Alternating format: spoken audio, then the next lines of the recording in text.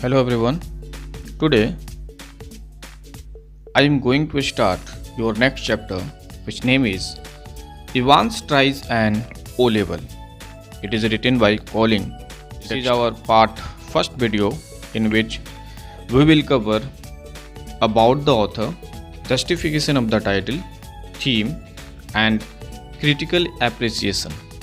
We know that at previous Friday we have discussed the story of this chapter, and in this video we will go through the critical appreciation, but however I will somehow recite a very short plot of this story.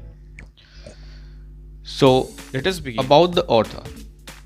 English crime writer Colin Dexter was born in Stamford, Lincolnshire. He earned both his bachelor's degree and master's degree in classics from Christ's College, Cambridge. He was a teacher for most of his life and eventually had to retire due to his worsening. After a stint writing textbooks, Dexter turned to mysteries, eventually penning 13 mystery novels. He created the famous Detective Inspector Morse in 1975. The Inspector Morse series soon moved to the small screen, and so did Dexter. He made frequent cameo appearances on the TV. Dexter earned 2 silver daggers, 2 golden daggers, and a diamond dagger from the Crime Writers Association of Britain. He was knighted in 2000, honored as an officer of the Order of the British Empire. He married Dorothy Cooper in 1956, and the couple had a daughter and son. We should justify the title of this story, means that why the author has given the title Evans Tries an O Level. What was the reason behind it? The term O level in the story refers to the basic test. This examination is at the center of Evans' successful escape. It is in the guise of taking the O level exam in German that Evans plans and executes his escape successfully. First of all, let me tell you that what is the setting of this story. The setting of this story is HM Prison, Oxford. In the Oxford Castle in Oxford, United Kingdom. So conducting the O-level examination by the prison authorities gave Evans the chance to make a successful exit from the prison. It is also the question paper of this examination that helped the governor track the Evans at the Golden Lion, from where Evans makes his final successful escape by fooling the governor. So it is a hint that Evans had taken to make his escape successful, and that is why the title is very appropriate. Now we will have the theme. There is 2 themes of this story, and it is the first theme. The theme of the story, Evans Tries an O Level, is a well-planned escaping by a convict on the pretense of taking a language exam in prison cell. The convict, even after being caught, still has his last laugh and makes his escape finally. So the story brings to light the fact that one should never underestimate one's opponent. The police officers were thorough in their preparations, but they underestimated Evans and his clever mind, which hoaxed them to slip Evans from their hands. It is theme 2. This story is based on a detective fiction where Evans had a number of successful attempts in breaking jail. The story deals with his smartness, foresight, and planning his escape. With his meticulous planning and keen observation, Evans outsmarts the prison authority. The story moves with the clever escape of Evans and the governor's pursuit to catch him. Evans, with his ready wit and charm, proves at the end that things are not what they seem to be, and we should not jump to the conclusion very hastily. Now we will have the critical appreciation, but before, let us revise the short summary of this story. So the story begins with a criminal named Ivan. You know, Ivan is already famous for breaking out from many prisons, thus, he is now at Oxford prison. We see that the secretary of the examination board gets a call from HM prison's governor. He learns that Ivan has begun with night classes in O level German. Thus, he wishes to get an academic qualification. So, they all make the necessary arrangements for this same. On inquiry, they learn Ivan has no record of violence, instead, he is rather amusing.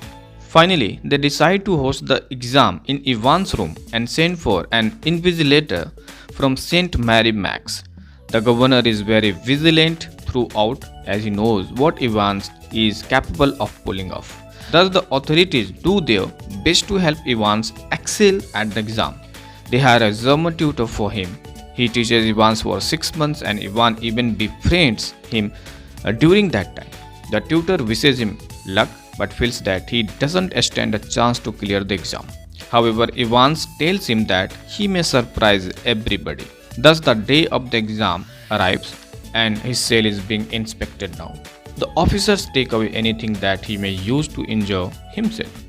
They try to take the hat away, but Evans insists, saying it is his lucky charm. Moreover, they also bugged Evans' cell for the governor to listen through everything. They searched the invigilator and then he reaches his cell to carry out the exam. An officer kept peeping in the cell to make sure everything was alright. The exam executes without any trouble and Stephen escorts the invigilator out to the main gate. In Ivan's cell, they find out that the invigilator is lying injured. This was the climax scene of this story. They went in search of Evans but find out that he has escaped prison. Moreover, when they do not find the invigilator in the hospital, they go to visit his residence. They reach there to find out that it was a fraud. Finally, the governor puts together the missing pieces of the puzzle. He learns that the invigilator was Ivan's friend and he swapped places with him and fooled everyone. They immediately go to the hotel where Evans was staying and capture him. The governor becomes happy thinking his game is over and sends him to a prison van. However, Evans manages to pull off one last stunt as the prison van were also part of his plan. But finally, he becomes a free man.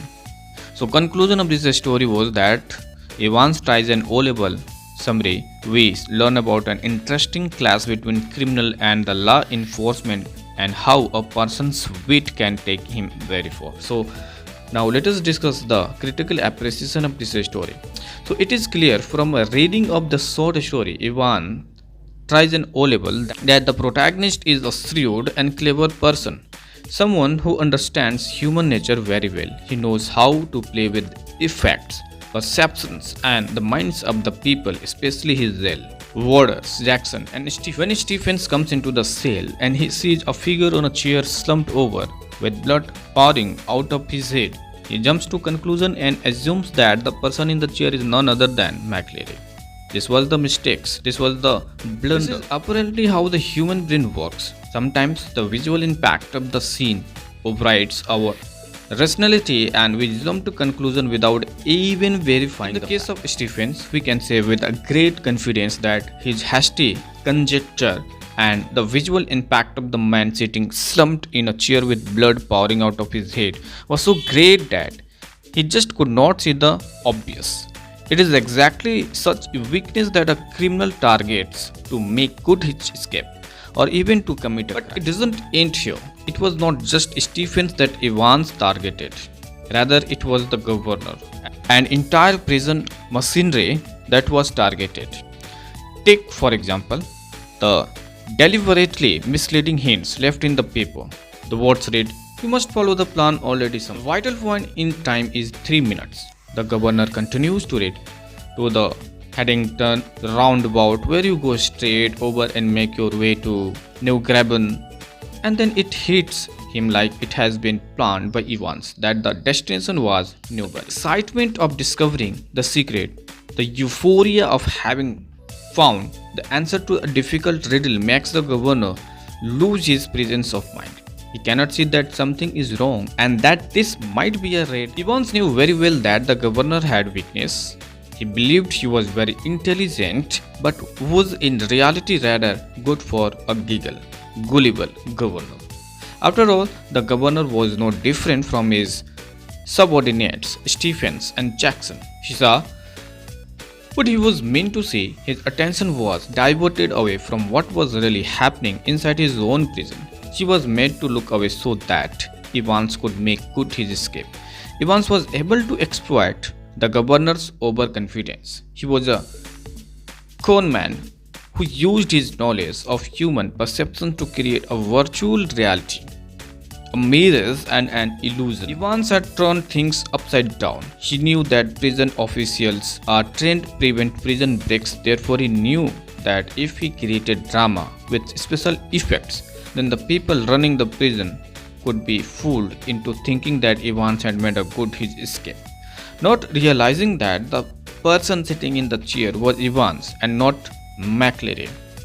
Twisted logic, one would turn it. Another feather in the cap for Evans was that the clues were meant to lead the governor to the very hotel where Evans was lost. That was part of the devious plan that Evans had for him. Again, the governor's sense of elation was exploited to the fullest, so that when he apprehended Evans in his room in the hotel, the governor made one more mistake.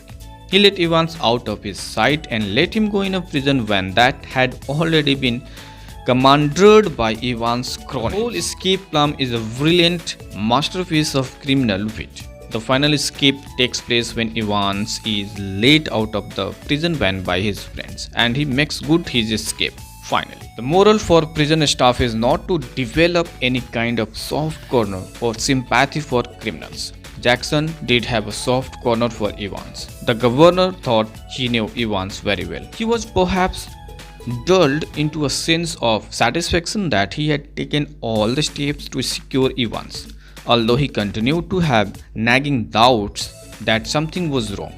Perhaps the governor should have trusted his instincts more than his mind. The short story is meant to remind us that often seeing is not believing, and that the reality can often be disguised with the help of special effects like blood pouring out of a wounded man's body. As Madonna says in her song Frozen, you only see what your eyes want to see. It is exactly this vulnerability or weakness that Evans targets in this short story.